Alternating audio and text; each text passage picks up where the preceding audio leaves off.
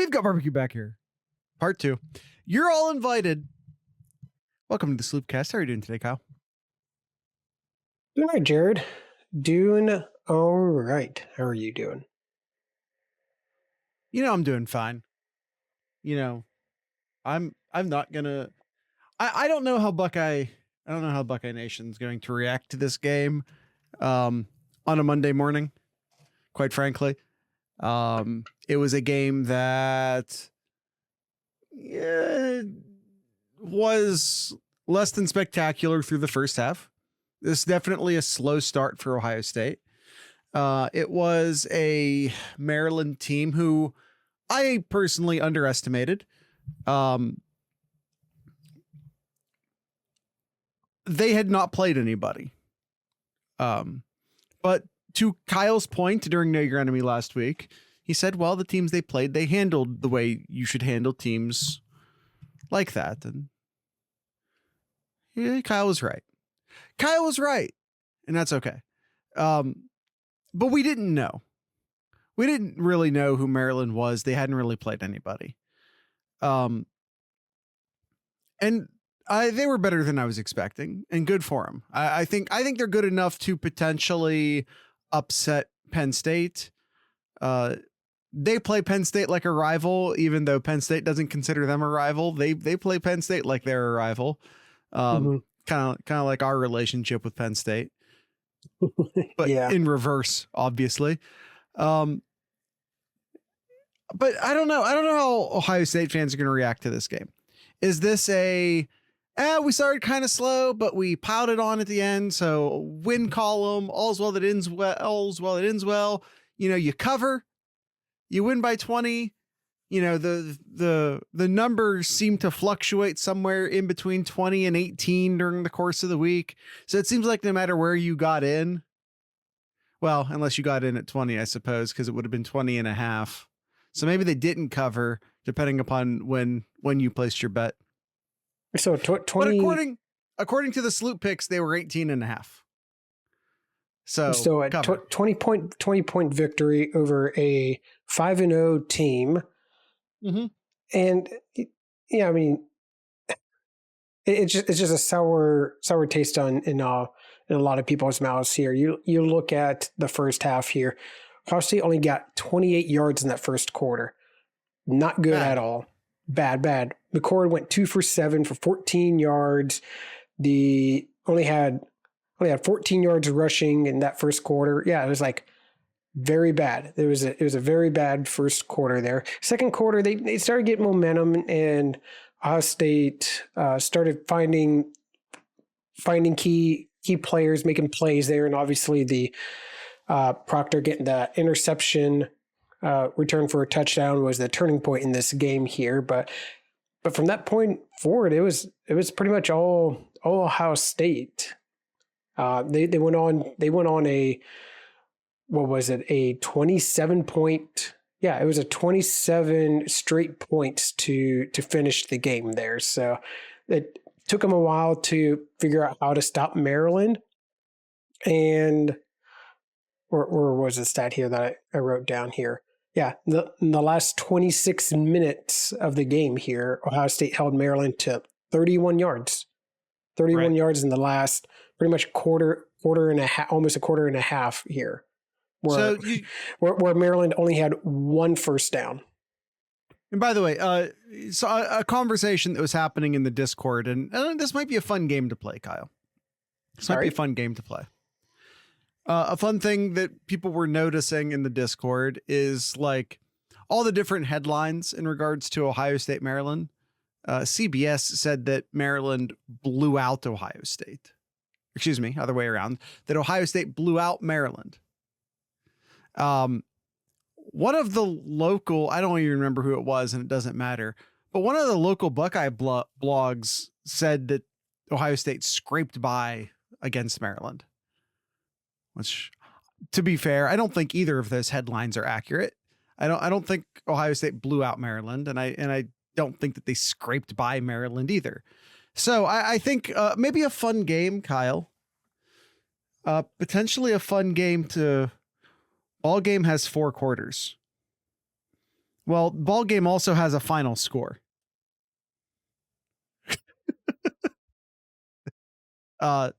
What's your game, Jared? So yeah, what's your headline for this game? What's my headline here? Headline to me in this game was Ohio State and Kyle McCord off to a slow start, but comes alive in the second half to handily defeat Maryland by 20 points. It's a really long headline, Kyle. It is. I think I agree with the sentiment of your headline. And then you can just shorten. You can just shorten it. Ohio State and McCord, slow start, but comes alive in the second half. Something like that. Yeah.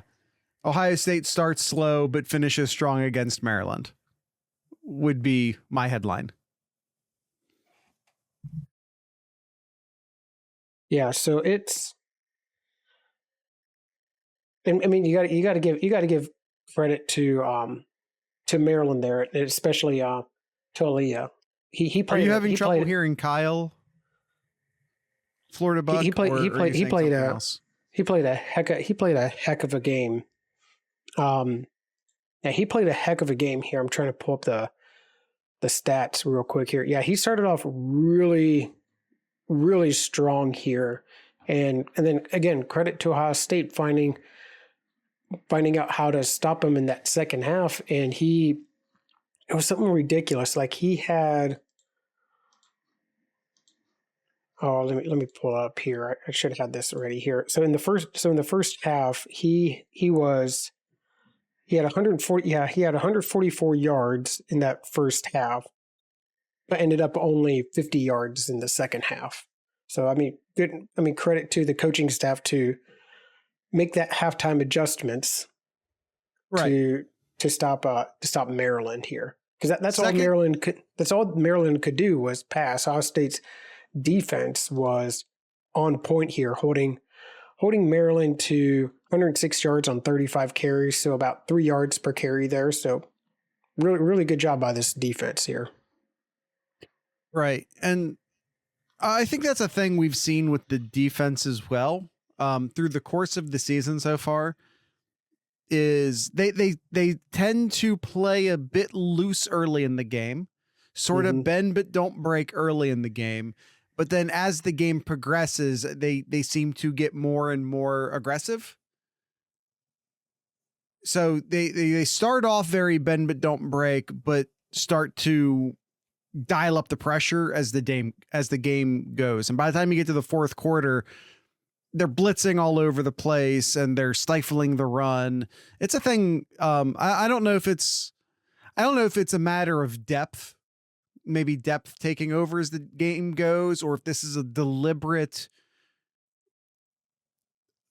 technique being employed by the defensive coaching staff, where they're just increasing the aggressiveness, increasing the pressure as the game goes along. But it's a thing that I've noticed.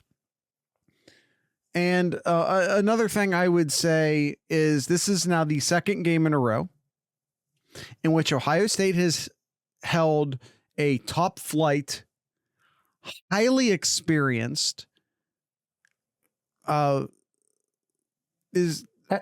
attack team. Well, quarterbacks. Well, but I got stuck for a second. Is maybe is he a fifth or a sixth year quarterback? I got stuck for a second. I forgot. I actually don't know, but point is that two highly experienced quarterback, a sixth year and maybe another sixth year, or a sixth year and a fifth year quarterback, both of whom were putting up Heisman-esque numbers prior to coming up against Ohio State. And Ohio State held both of those quarterbacks to under 200 yards passing. Yeah, this defense is for real. Like this is the kind of defense that wins championships here. We can safely say here we're 5 games in here, played a pretty good Maryland team, played a pretty good Notre Dame team here, and I think you can safely Western say Kentucky. that this. Well, you can safely say that this Ohio State defense is for real. The Silver Bullets are back, and yeah, it's going to be really interesting to see how the rest of the year plays out. And do not underestimate Western Kentucky from an offensive standpoint either. Yeah, true. So the defense has got to figure it out, but it's the other side of the ball there, Jared. Somebody asked earlier here, Jared, to us earlier on Sunday here. Is this out of the cast mailbag? Before I ask the question here, Ohio State 33 rushes, 62 yards, under 2 yards per carry. Yeah. Azil, I think is how we decided to call him here. He says, "Do we think the run game can at least improve some?" Azil, in the Discord server. Sorry, say the question again. I got caught up on the name. Do we think the run game can at least improve some? And I think you look at that last part there. Some can improve some. I don't know. It's a great question. I don't know. At a certain point, when do you give up on the running game? Which is not what Ryan Day wants to do. It's something that Ryan Day really, really, really doesn't want to do. Yeah, and you see he's trying to make different formations, trying to get different looks here, and it's just not working. It's just not working here. So the question is there anything that can improve this offensive line here? Like I know, it's not a good run blocking offensive line. No, back in 2014, we were all ready to throw the season out because of how terrible the offensive line was, but that was only week 2 or 3. Here we are after week 5, or week 6, depending on whatever week you were looking at. Ohio State's week 5. Right. Is it ready to push the panic button for this offensive line? From a run, so we're talking strictly from a run blocking. And by the way, they weren't a good pass blocking unit either. Like, people getting mad at Kyle McCord because the only thing they can do is get mad. Some fans don't have the creativity to get mad at anything other than the quarterback and the play calling. But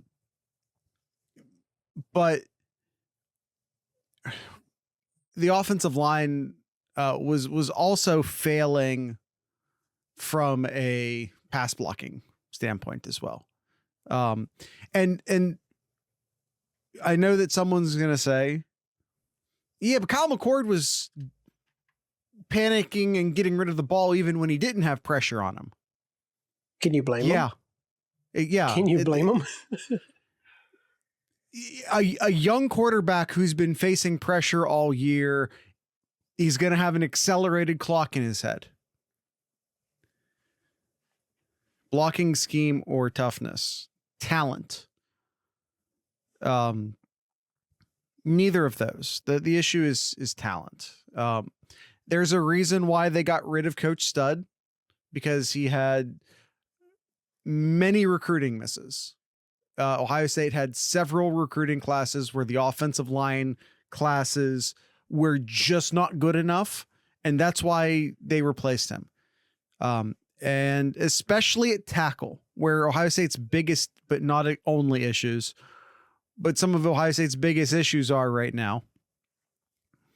You can't, you can go get, a Carnell Tate. Carnell Tate would be getting 3 or 4 catches a game on most any other team in the country right now. At wide receiver, if you're having wide receiver issues and you can bring in a Carnell Tate, Well, then your wide receivers are looking a lot better all of a sudden. Hell, even at quarterback, you can go get a freshman quarterback, plug a freshman quarterback in, or a corner. You can go get a freshman corner and plug in a freshman corner right away and have them help out right away. Offensive tackle, you can't do that. And we've seen like some O-line.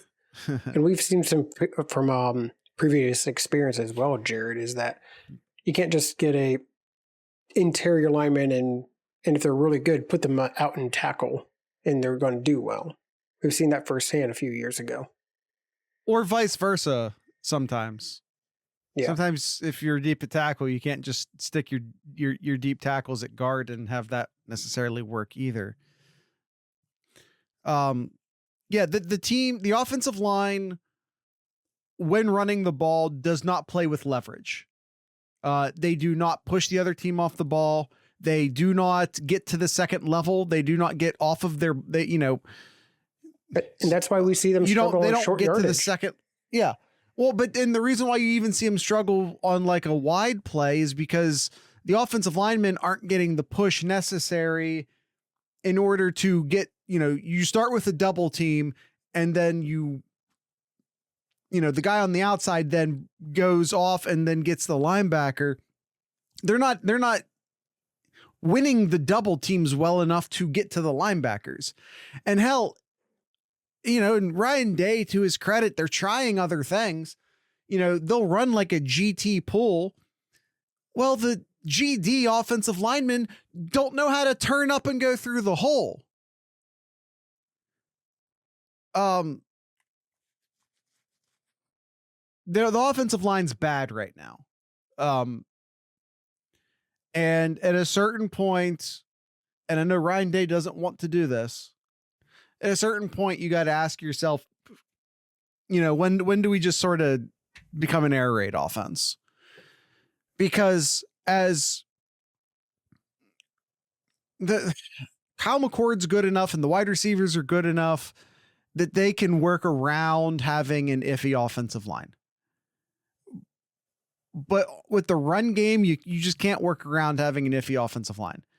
Now, if you start to spread teams out, well, then you can start getting some success running the ball through some draws or through some, some dives out of the shotgun, just like running when they're not expecting you to run.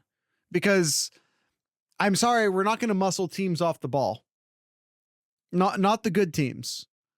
No, and now you got to worry about the upcoming games against Penn State and Michigan here. Is something that Coach Days really was trying to emphasize this offseason is that toughness, that ability to get those short yardage when they need to, that they've struggled to do the past couple of years. And here we are, year 3, still struggling here. And yeah, a lot of it is talent that Ohio State has missed on the offensive line here, but yeah, it's just frustrating because you see the talent in all the other positions here on the offense, but it doesn't matter how good of running backs, how good of receivers you have here. If your offensive line doesn't block well, both rushing and on passing plays here, I don't care if you have 5 Marvin Harrisons out on the field. It's not going to do any good.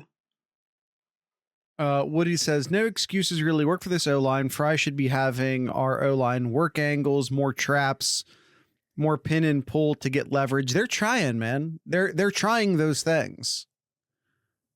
I mean, again, like the team doesn't even pull well. We saw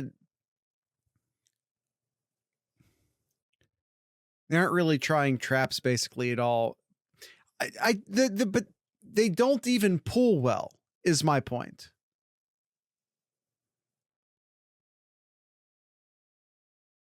It's more pull into space. I know. But I don't know, man. I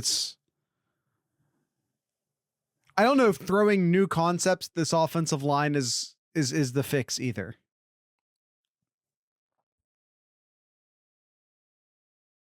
I think is my point. We can't block linebackers to save our lives. Yeah.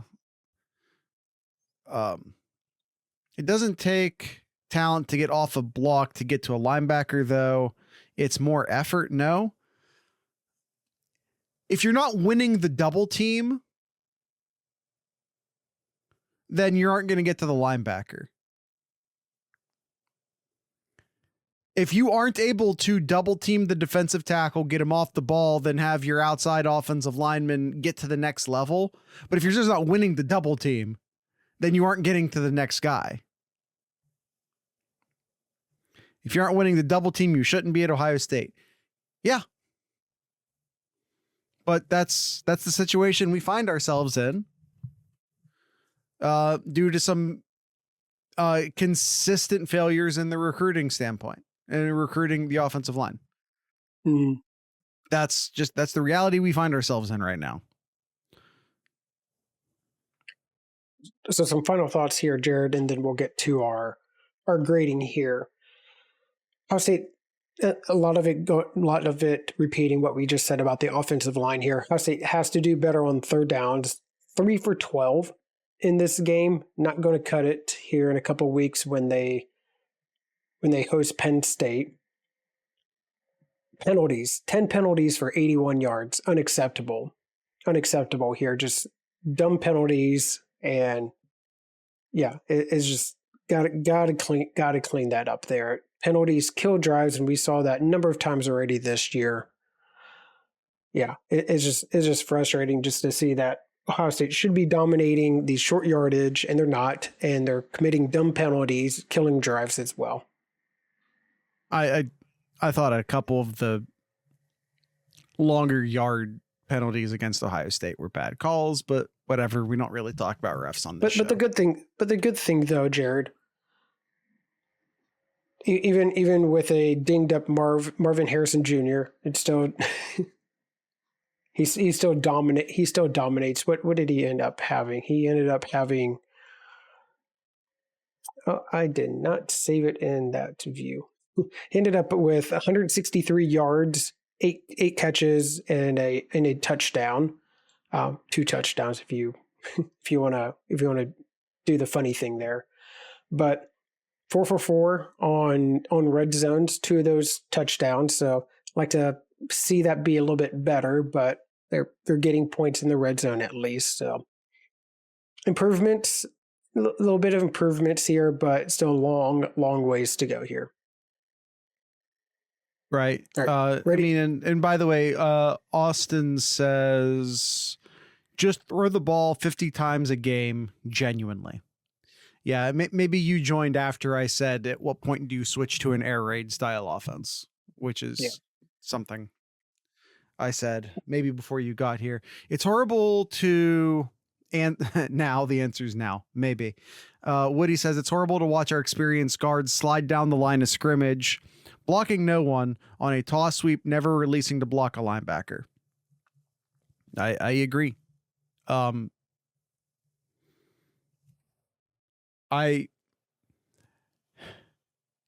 a certain point, if the offensive line isn't getting better, as much as we kind of want to hope that Fry was the right choice, at what point should we be seeing more improvement out of the offensive line?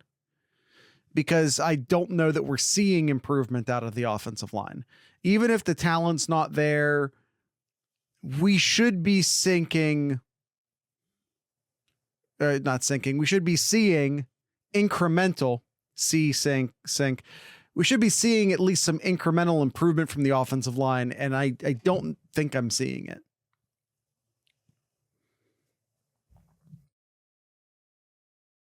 All right, you ready for some grading, Jared? I'm ready for some grading. All right. And while we're putting that up here, Jared, I don't think they've gotten worse, Austin. I think the competition's been better. Oh, and by the way, Jared, as you're pulling that up here, let me pull up the correct.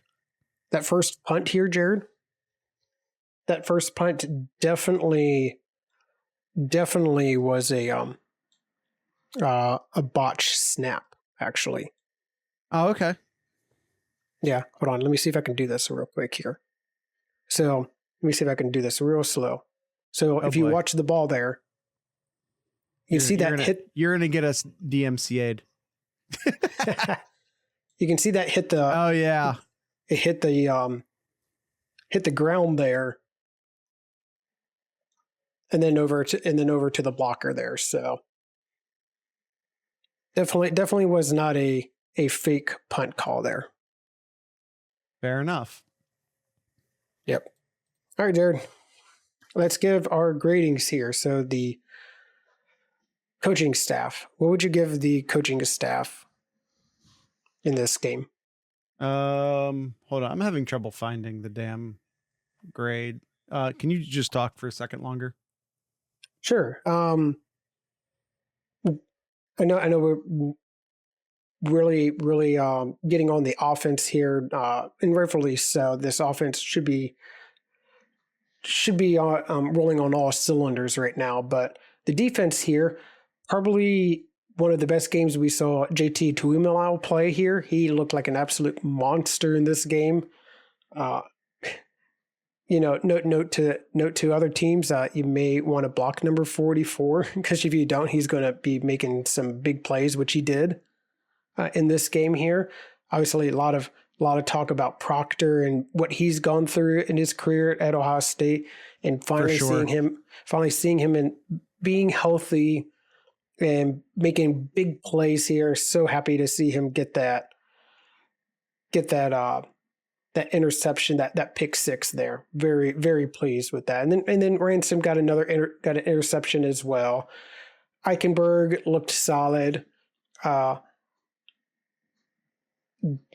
Igbinosun too. I know early on Igbinosun was almost a reliability on the other side of the other corner here, but he's really coming along too. And I thought he had a pretty good game as well. Liability. Thank you. Yeah. Yes. Yeah. He ain't. Yeah. Yeah. Exactly. Iggy ain't half bad. I mean, I don't know if I ever would have said that Iggy was a liability. It's just that teams are going to target him because they have to target him. The most successful play that Maryland had against Burke the entire game was a touchy pass interference call. That's the most successful. That's the most success that they found throwing the ball towards Burke. Yeah. Of course, and we talked all episode already. We didn't even talk about Denzel's hit. I mean, we have a whole grade section to go here, so we'll see what happens. All right, coaching, Jared. I'm going to give the coaching staff made some great second half adjustments here, but why are we waiting until the second half to make these adjustments? I don't know. I'm going to give the coaching staff a B. I think a solid B. I'm going B-. Again, I understand what Ryan Day's trying to do as far as building the running game, but they were getting like 2 yards a carry, and you can't be waiting until late in the third quarter to, decide you really want to start playing football now. Yeah. All right. Quarterback. I think I'll give McCord a B+. Definitely a very, very slow start, but he came along and made some great throws. And I mean great throws later on. Like look at some of those passes to Marv. Yeah, the one he should have thrown it a little bit further, and if he threw it actually out in front of him, that was an easy touchdown for Marv there. But he's making smart throws, and once he actually settles down, we see the talent. We see the talent in Kyle McCord here, and Really happy to see how well he bounced back after that poor start.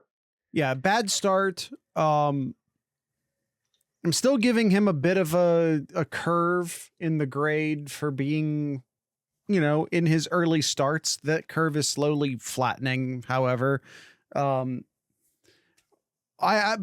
the reason why I'm going to go as high as an A- is, one, because the offensive line is not doing him any favors. And two, because Ryan Day's not doing him any favors, and I'm Ryan Day's biggest fan. I defend Ryan Day, some people would say to a fault. But running the ball on first and second down and getting 2 yards and forcing your young quarterback to throw into 3rd and 10, 3rd and 8, 3rd and 9 the entire first half. It's not, you're forcing him to only throw the ball in. I feel like Brian Hartline gets some blame as well. I don't care if Brian Hartline's calling plays or not. He's calling the plays that Ryan Day wants him to call. He's calling the game plan that Ryan Day is telling him to call. The offense is still Ryan Day's, even if the individual plays are going through Brian Hartline. Yeah, I don't think that's how that works. All right, moving on. Let's move on to the running back here. I feel like this is deja vu. We've talked about this at least once every year for the past 3 years here. It's hard to grade the running backs because of how poor the run block was. But expectations, again, this is a veteran running back group here who should be dominating. Even if you aren't getting the blocks you should be, I still expect a little bit more with that. So I'm gonna say like a D plus. Say D plus for me. I'm gonna cheat personally. I mean, I thought Chip looked good considering what was, or rather what wasn't being given to him. You don't, we're without Henderson in this game. I'm gonna, Austin says it here, given it incomplete. How do I even grade the running backs? Trainum took everything that was given to him. I don't think I ever saw Trainum Trainum did screw up a pass block pretty bad at one point. But as far as running the ball goes, I don't know if I ever saw Chip miss a hole, or, there was never a hole to miss. Not hitting the hole. What hole, Woody? Running back's not hitting what hole? It's like you go to the gun range and they're out of targets. What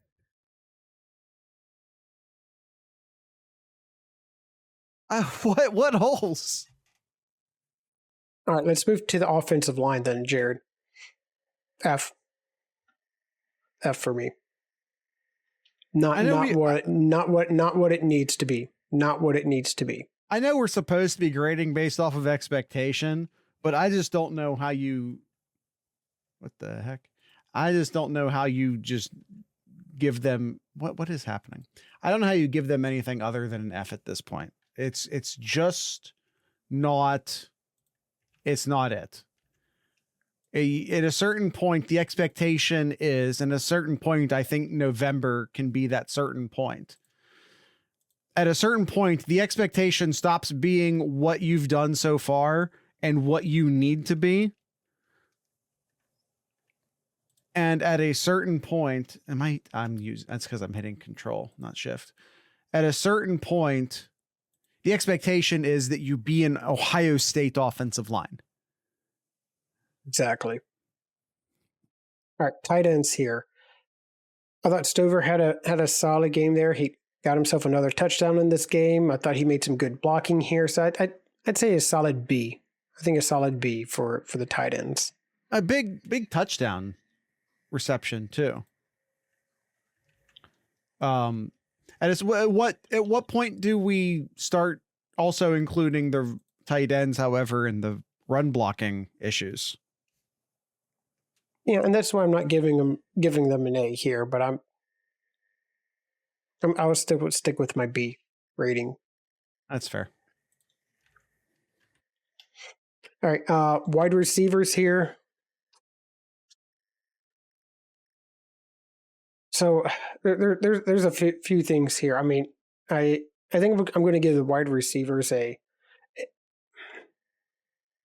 kind of stuck between I'll just say like an A minus. I think overall that's where I was going. Marvin Harrison is just minimum boys out there, even not with him not being 100%.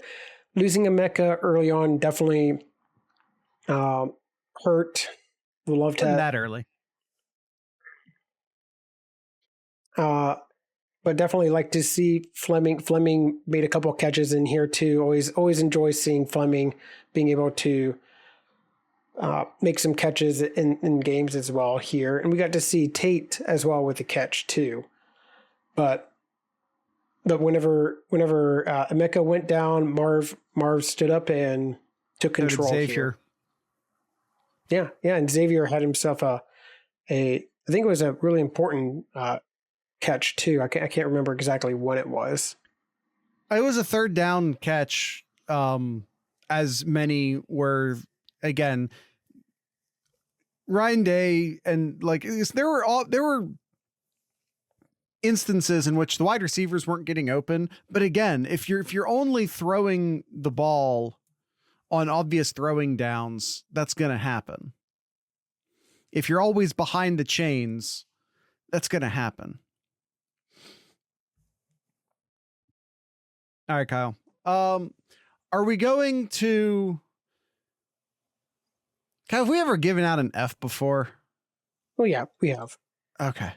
First F's of the season, though. It was, yeah. They deserved an M. We don't do M's on this show. M's are for the Tuesday show. Kyle, Xavier's catch was on a first down. It was on a first down? I thought it was for a first down. It was on a first down. Okay. In the fourth quarter. I'm misremembering then. Okay. Yeah, that's fine. That's fine. All right. Defensive line here. Very, very pleased what I saw from the defensive line here. Mentioned earlier, JT Tuimoloau made his presence known at key points in the game. Hamilton made some great plays. Tyleek as well. Mike Hall Jr. as well too. That was a terrible.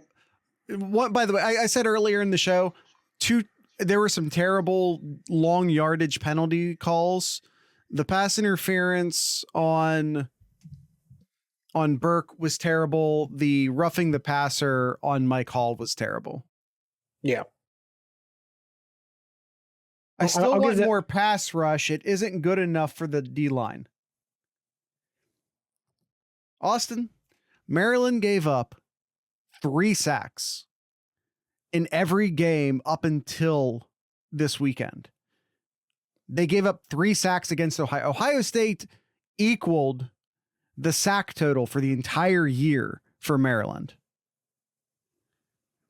Maryland gave up as many sacks against Ohio State as they did in their 5 previous games.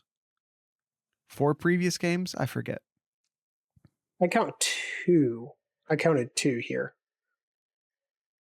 No, they should have had 3 sacks, unless one of them was maybe for like a single yard or a no gain or something.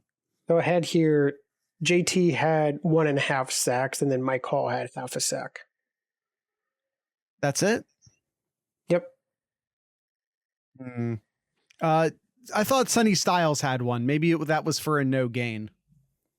He had a half a tackle for loss. They must not have counted it as a sack. They must have called it a QB run. Either way, back to the grading here. I'll give the defensive line an A- as well. Again, a lot of it like holding down the rushing attack of Maryland here. holding them to 3 yards a carry here, and really keeping Talia in check here as well. So we're really pleased with what I saw from the defensive line. So I'll say A-. I really like the defensive line performance in this game. I'm going to give them a straight A. Okay. All right, that's fine. All right, linebackers. What would you grade the linebackers, Jared? The linebackers, I thought played well, especially later on when they were playing a bit aggressive, but didn't like them so much early in the game.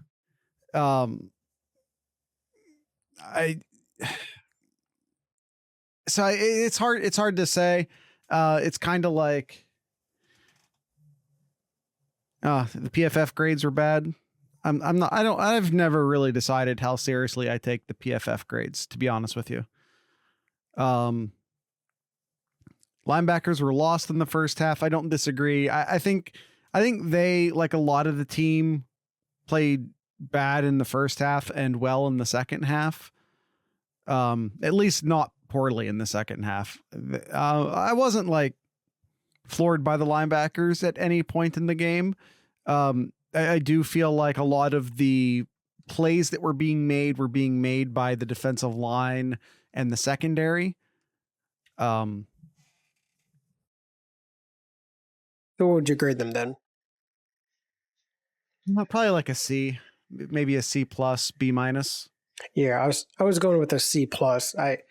Early on, I think, Woody said that they looked lost in the first half there.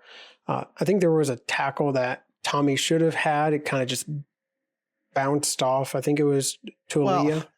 Well, Talia put a great move on him in open field. At a certain point, you do need to understand that the other team is also very talented. There is that too, yes. But looking at the other side of this, Eichenberg, 13 tackles, Chambers, 7 tackles, both leading the Ohio State defense in total tackles here.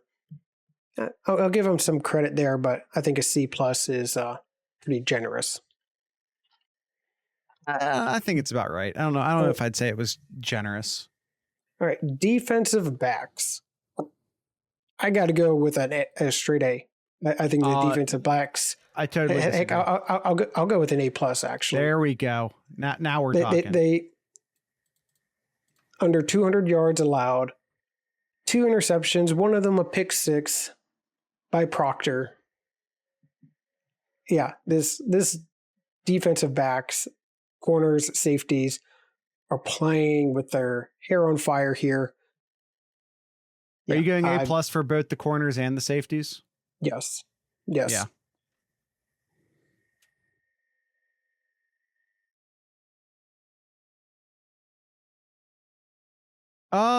Austin says DBs altogether an A. He says the safeties would get an A plus, the corners would get an A. No, I don't agree. I feel like most of the stuff that the corners gave up were when they were playing the ball deep and the ball was thrown underneath. Yeah, so many balls were thrown short. I had rewatched the game Sunday morning here. So many of the balls were just thrown right in front. They were respecting the space, giving them 5 yards, and they were taking those then. So it was just the defensive scheme, and the corners made the tackles when they needed it to. So that's all you can really ask for. And hopefully the ball is overthrown or off target, and then make a play there, which you saw Proctor do. Right. All right, and the special teams, 3 for 3 on field goals. The first punt was a muff snap from after relooking at the first punt there of the game here. So and that led to 7 points. So essentially a turnover. I know it's not going to count as a turnover, but essentially a turnover that Maryland only needed to go 30 yards to score a touchdown here. I'll say a C for the special teams here. You can't fuck up a snap and get anything other than an F from me. Sorry. I mean, sorry to break out an internet meme from, I don't even know how long ago at this point, but you had one job. You had one job, CJ. You had one job. You can't fuck up a snap. No. You can't do that. All right. Can't give him an F because fielding was good, D-. I mean, maybe. This goes back to last season. I mean, the special teams in general are just lackluster on the team and have been for a while. It's almost like they need like a dedicated special teams coach. Oh, wait. Let's move on to the Buckeye leaves, Jared. Let's hand out our Buckeye leaves. That's the joke, game. Austin.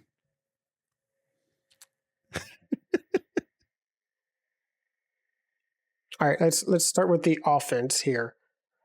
Offensively, I'm going to steal it, Jared. Since I'm going first, I'm giving it to Marvin Harrison Jr. Yeah, that's 100% fair. I'm going to give mine specifically to second half Kyle McCord. First half, Kyle McCord doesn't get a sticker. Second half, Kyle McCord gets a sticker. In all honesty, like, the team needs to be supporting him better. And by the team, I'm primarily talking about, you know, the coaching. Yeah. All right. Defense, Jared. I'll let you go first, dear. Defensively, I get the easy one. Of course, I don't know. This one isn't fair because I feel like there's like several easy ones. I'll go with the boy JT. He had a fantastic game. He gets a sack and a half. Had a few really big key run stops. So yeah, I'll go with JT. Yeah, it was. Yeah, JT had one of his best games of the season there. Ransom, I know we didn't talk too much about Ransom, but Ransom is really coming along, and had himself a really good game. Obviously he gave a lot of praise to Proctor there as well. But I'm going to give mine to Burke. I'm going to give mine to Denzel Burke here. He gets following the steps of Denzel Ward, and he gets his big boom on a Maryland wide receiver here, and he gets the good old shout out from Gus Johnson about not inviting him to the barbecue, and it's hurting his feelings. Yeah, part 2. Yeah, Gus Johnson on both calls. It was against Maryland on both calls, and it was Denzel on both calls. It's good symmetry. It was both just chat one's Proctor, by the way. All right, that's fine. And it's both where the ball was just thrown to the sideline, just straight across along the line of scrimmage there too. It was very, very similar type of plays. Yeah. My wild card will go to Josh Proctor. Just for swinging the momentum of the game. Oh man, my wild card. I'm trying to think what I would give my wild card to here. You know, because we don't give a lot of love to this group here. I'm going to give it to my boy, number 8 here, Cade Stover. I'm going to give him to Farmer Gronk here. To Farmer Gronk. We definitely don't ever talk about or give praise to tight ends on this show or in the Discord server at all. Here come the Yodis.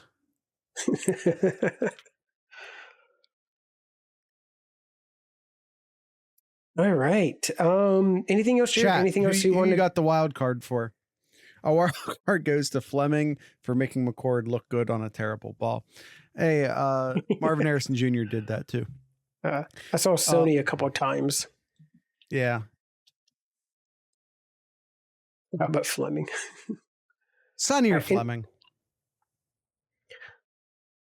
And anything else, Jared? Anything else about this game? Any other takeaways here that we have not covered? That we haven't covered? Yeah. The defense is great. The offensive line's terrible. I think are the two big takeaways, although we talked about both of those things already. I'm losing faith that the offensive line's going to get significantly better. And that sucks. I feel good about our kicker. Thank you, Woody. Thank you for bringing some positivity to this. I'm losing faith that the offensive line is going to get significantly better. And, and we'll talk about some of the other teams and some of the other games around college football on the Tuesday show on Collegiate Chaos. But I'm looking at Georgia, and I think Georgia's, who started slow and was not having a great season early, is starting to figure things out. Yep. And I look at Alabama, and I see a team that by Alabama standards is lacking talent and explosiveness on the offensive side of the ball. But I'm seeing a team that's starting to kind of figure things out. And I see Michigan, who had an issue of starting slow and their offensive line not looking nearly as good as it should have looked. I'm seeing Michigan starting to figure it out.